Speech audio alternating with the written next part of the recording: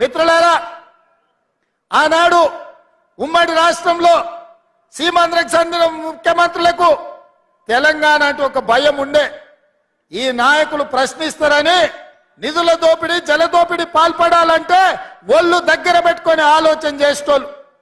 ఆ రోజు వాళ్ళు చేయనంత బరితెగింపు నువ్వు ఆ పక్కన జగన్మోహన్ రెడ్డి గారు పోతిరెడ్డి పాడు కావచ్చు, రాయలసీమ లిస్టు కావచ్చు, ముచ్చుమర్రి కావచ్చు, మాల్యాల కావచ్చు, రోజుకు 12 టీఎంసీల నీళ్లు రాయలసీమకు తరలించకపోతుంటే జగన్మోహన్ రెడ్డి గారిని ప్రగతి భవన్ కు పిలిచి పంచభక్ష ప్రమాణాల భోజనం పెట్టినావు.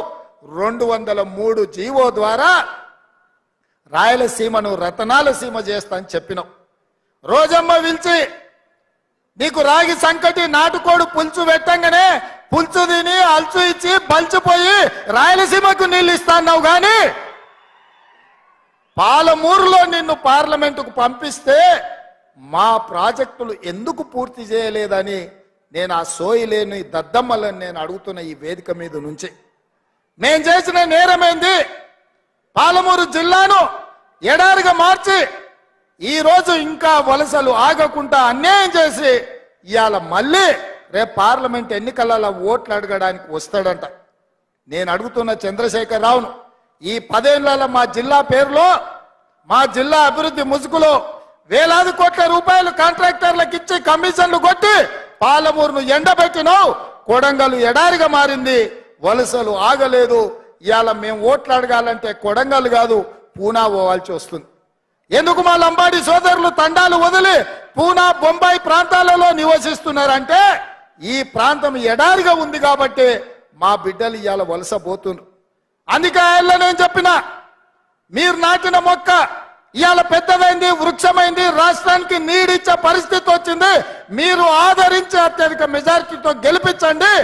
ఈ రాష్ట్రానికి ముఖ్యమంత్రినై 70 ఏళ్ళ మన గోసలు తీర్చడానికి పార్టీ నాయకులందరినీ ఒప్పిస్తానని నేను చెప్పిన. మీరు మీ మాట నిలబెట్టుకున్నారు. నేను కూడా పెద్దల అండతో, ఉత్తమ్ కుమార్ రెడ్డి గారి అండతో, కోమటిరెడ్డి అండతో, జూపల్లి గారి అండతో, దామోదర్ రాజనరసింహ గారి అండతో, ఇతర మంత్రులు పెద్దలు, ఉప ముఖ్యమంత్రి బట్టి విక్రమార్క గారి అండతో ఇవాళ 60 రోజుల్లో 5,000 కోట్ల రూపాయలు ఇవాళ ఈ గడ్డ మీదకి తీసుకొని వచ్చిన మిత్రులారా, ఎన్నడైనా ఎప్పుడైనా ఎవరైనా కలలోనైనా ఊహించారా? నారాయణపేట కొడంగల్ ఎత్తిపోతల పథకం నేను మొదటిసారి ఎమ్మెల్యే అయినప్పుడు 2014లో 69 జీవో మంజూరు చేయించిన.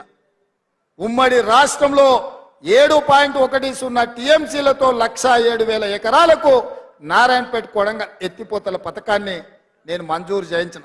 ఇది మొట్టమొదట కీర్తిశేషులు చిట్టం నర్సిరెడ్డి గారు, రాజశేఖర రెడ్డి గారిని అడిగినరు. ఆనాడు పునాదులు పడ్డ ప్రాజెక్టును 2014లో నేను మంజూరు చేయించుకొచ్చిన.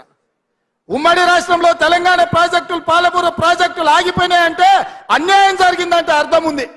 కానీ తెలంగాణ రాష్ట్రం వచ్చిన తర్వాత వచ్చిన రాష్ట్రంలో నిన్ను ఎంపీగా గెలిపించిన ప్రాంతానికి మంజూరైన నారాయణపేట కొడంగల్ ఎత్తిపోతల పథకం 10 ఏళ్లు పడావు పడ్డదంటే దీనికి దుర్మార్గం టిఆర్ఎస్ నాయకులు కాదా అని నేను అడుగుతున్నా.